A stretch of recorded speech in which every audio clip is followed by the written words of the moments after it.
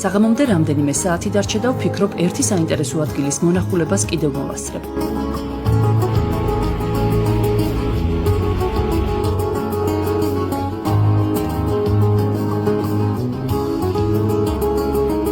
ეს არის ადგილი, სადაც ბავშვებთან ერთად მოსვლის სურვილი არ გამჩენია.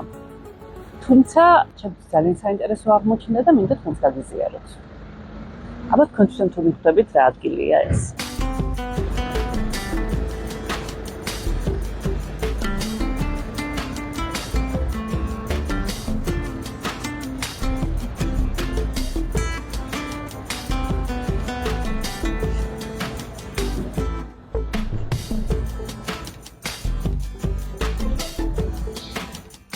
ეს არის ბარსელონის სასაფლაო, მოქმედი სასაფლაო.